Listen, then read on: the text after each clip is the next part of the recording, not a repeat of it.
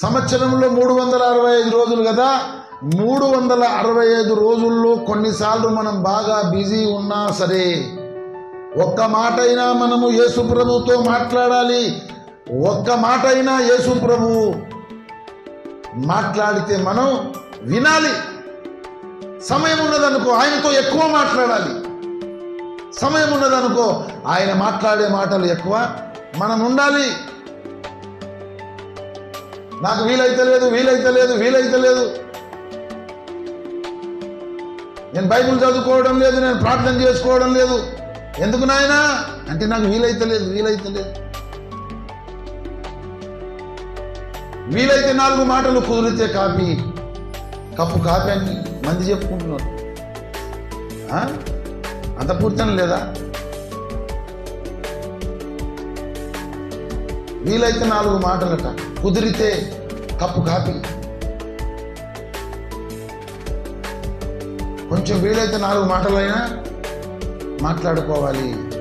ఇలా మంచి టైం ఉంచి కుదిరిందనుకో, మంచి సమయం ప్రాప్తిస్తే కప్పు కాపీ దాక్కుంటా అయినా మాట్లాడాలి. మనం కూడా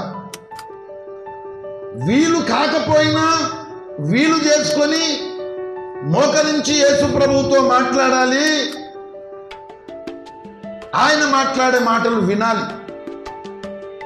మంచి సమయం ప్రాప్తించిందనుకో ఎక్కువసేపు ఆయన మాటలు వినాలి, ఎక్కువసేపు ఆయనతో మాట్లాడాలి. ఇది బ్రహ్మ విద్యనా? సాధ్యం కాదా మనకు? ఇప్పుడు అడుగుతాను మిమ్మల్ని, యేసు ప్రభువుతో మనం మాట్లాడాలంటే ఏం చేయాలి? చెప్పాలి సమాధానం. యేసు ప్రభువుతో ప్రతిరోజు మనం మాట్లాడాలంటే ఏం చేయాలి? మోకరించాలి, కళ్ళు మూసుకోవాలి, ఆయనతో మాట్లాడుతూ ఉండాలి.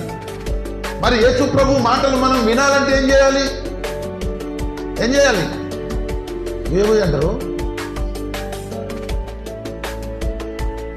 యేసు ప్రభువుతో మనం ప్రతిరోజు మాట్లాడాలంటే మోకరించి ఆయనకు ప్రార్థన చేయడమే. నువ్వు ఎంతసేపు చేస్తావు, ఎంతసేపు మాట్లాడుతావు? ఇప్పుడు ప్రార్థన అంటే మాటలే కదా. ప్రార్థన అంటే ఏంటి? మాటలే. గనక ఎవరితో మాట్లాడుతాం? మోకరించి యేసు ప్రభువుతో మనం మాట్లాడుతూ ఉంటాము. కొన్నిసార్లు ఎక్కువసేపు మాట్లాడతాం, కొన్నిసార్లు తక్కువసేపు మాట్లాడతాం. కానీ ఒక్క మాట అయినా మాట్లాడాలి. లేకపోతే నీవు యేసు ప్రభు పిలిచిన పిలుపుకు యోగ్యునివి, యోగ్యురాలు కావు.